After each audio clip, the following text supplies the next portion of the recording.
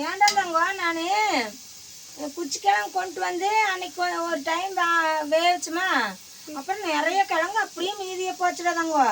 மதியானம் ஸ்கூல் முடிச்சு வந்து ரவுண்டாக பாதி போட்டு அப்புறம் இப்போ இங்கே பாரு, இப்போ ஆரோட்டிட்டு போயிட்டு வந்தது இந்த மாதிரி உருளைக்கிழங்குல கூட சிப்ஸ் இருக்கும்ல, அந்த மாதிரி போட்டு பார்க்கலான்னு போட்டால் சூப்பராக இருக்குது. ஏன்னா வந்து வேஸ்ட் ஆகாமல் சரி 2-3 நாள் ஆகிட்டா வேக வச்சோம்னாலும் நல்லா பூ மாதிரி வேகாது, பால் இறங்கி எல்லாம் இதாக இருக்குது, கொஞ்சம் கடுகடுன்னு தான் இருக்குது, சாப்பிட முடியாது. சரி இப்படி அரிஞ்சு சிப்ஸ் போட்டோம்னா 2-3 நாளைக்கு வச்சு சாப்பிட்டுக்கலாம்ல, குழந்தைங்களாம் சாப்பிடுவாங்கன்ட்டு இந்த மாதிரி செஞ்சுட்ருக்கிறேன்.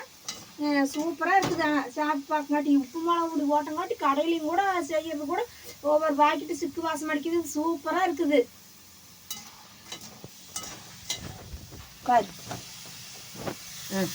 வெந்துட்டு இருக்குது.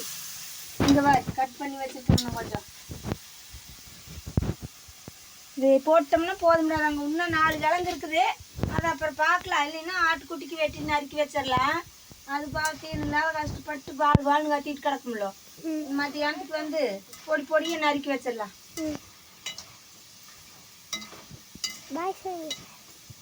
அனைவருக்கும் இனிய இரவு வணக்கம் நண்பர்களே.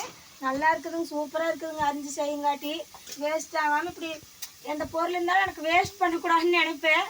அது எப்படா போடலாம், அரிஞ்சு போடலாம், இத்தனை கிழங்கு 4-5 கிழங்கு வெட்டியாக கிடக்குதேன்னு யோசனை பண்ணிவிட்டு டைம் இல்லையேன்ட்டு இருந்தேன். கரெக்டாக இன்றைக்கி மத்தியானம் வந்து இதை செஞ்சிடலாம் அப்படின்ட்டு செஞ்சுட்டேன்.